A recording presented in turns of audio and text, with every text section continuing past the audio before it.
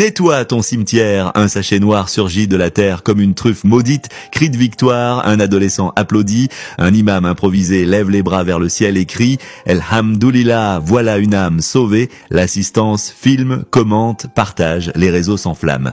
Hashtag du jour, nettoie ton cimetière, une comédie grandeur nature où l'absurde rivalise avec la ferveur, des silhouettes s'agitent entre les tombes comme des enquêteurs d'un DRS version paranormale, balai à la main, gants en plastique jusqu'au coude, regard perçant de croisade, elle fouille, creuse. Ce n'est pas la peste, ni une épidémie, ni même une recherche de fossiles. Non, c'est la grande campagne nationale de nettoyage des cimetières de la sorcellerie. En 2025, le progrès fonce à 300 à l'heure et en Algérie, on s'arrête au rond-point pour chercher des cadenas sur des crânes.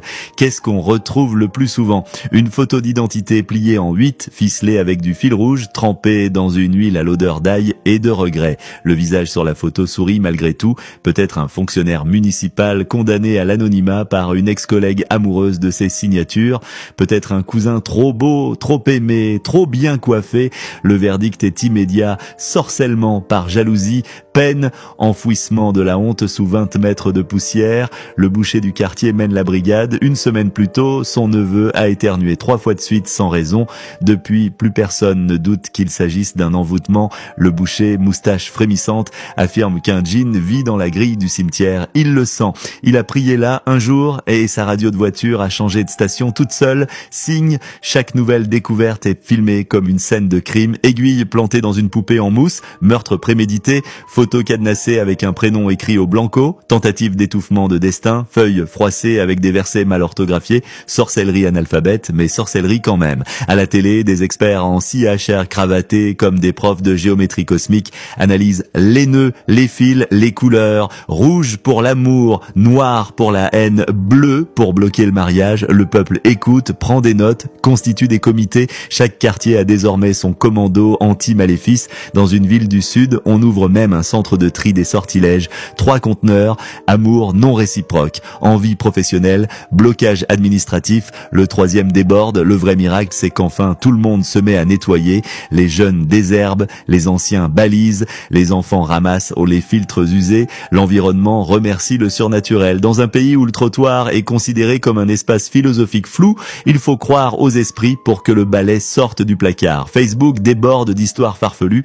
Un adolescent confie à ses amis qu'un jour, il a trouvé un sac dans une tombe. Curieux, il l'a ouvert. À l'intérieur, un chewing-gum mâché, une mèche de cheveux, un papier avec écrit « Rachid n'épousera jamais Warda ». Depuis, il bégait. Son père l'a inscrit à 3 roquias consécutives, puis l'a emmené voir un ancien joueur du Mouloudia devenu guérisseur. Résultat, le bégaiement persiste, mais il a maintenant peur des sacs plastiques. Dans certains villages, les cimetières deviennent des attractions. Des visites guidées sont organisées. Ici, on a trouvé une chaussette avec un prénom cousu en fil d'or. Les touristes locaux posent devant les tombes, doigts en V, pendant qu'un imam récite des versets de désinfection spirituelle. La photo fait 8000 likes urgents. Photo d'un homme trouvé enterré dans le cimetière d'El Harak, entouré d'aiguilles, d'un string et d'un verset mal orthographié. Qu'il se manifeste. Exclusif, 14 demandes de divorce annulées suite au nettoyage du cimetière de Sidi Mebarek. Le malheureux est tagué, identifié, partagé, béni et relancé en story. Un homme au chômage chronique, cela fait 15 ans qu'il ne s'est pas réveillé avant midi.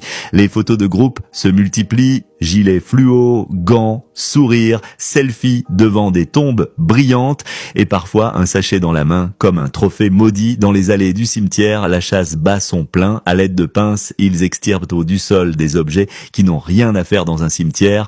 Un soutien-gorge roulé dans un caleçon, une photo d'homme glissé dans une chaussure d'enfant, une sardine percée de clous, malédiction gastronomique probablement jetée par une belle-mère. Le pays jubile, chaque objet exhumé devient sujet de débat sur les plateaux. Les consignes sont strictes, repérer tout objet suspect, poupée, cadenas, photos, bouts de tissu, cheveux, ongles. Entre les tombes, slalomant parmi les ronces, les bénévoles s'activent. Un bout de tissu noué à une branche attire l'attention.